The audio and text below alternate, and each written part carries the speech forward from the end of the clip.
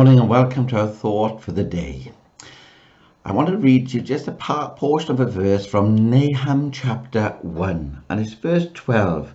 And the last part of the verse says this: Though I have afflicted thee, I will afflict thee no more. Though I have afflicted thee, I will afflict thee no more.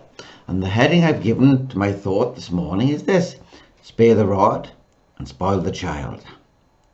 Let's look at verse 12 of our reading. Though I have afflicted thee, I will afflict thee no more.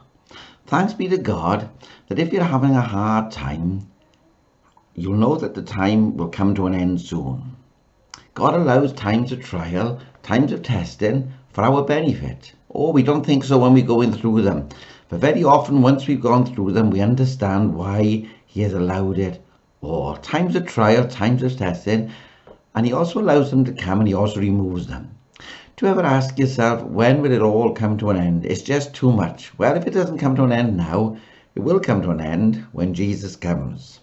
And He's coming soon. Meanwhile, our Heavenly Father knows best. When a father corrects his child, he may often be heard to say these words, and I'm sure you've heard them mentioned many times: this will hurt me more than it hurts you.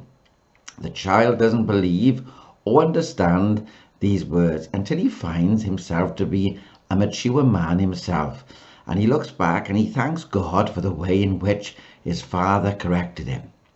And I thank God for the times in my life when my mother corrected me and I realized why she did, and I thank God for it. So because He longs for His child not to be spoilt, He corrects him. So it is with our Heavenly Father. He applies the rod of testing and of trial until we show forth His glory and His honor. You see, there may be a great calm, but He knows how long before the storm will come.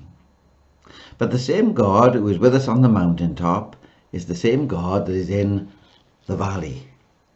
And when we go through our times of difficulty, we know that God has brought us through.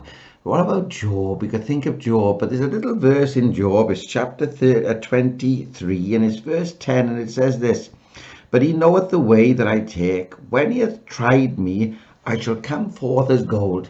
He knows the way, and He's going to try, but the reason that He's going to try us is that we will come forth as gold for Him in His service. And there's nothing more wonderful than that, to give God the glory. You see, it's not hard for the Lord to turn night into day. He that sends the clouds can easily clear the skies. Remember Job, after all that he went through, he proved God. May this be our experience too, and find happiness in the correction of our Heavenly Father. Let's remember, our Father knows best. God bless you today. Whatever you face, let us know that He's done it and is doing it for a reason. God bless you.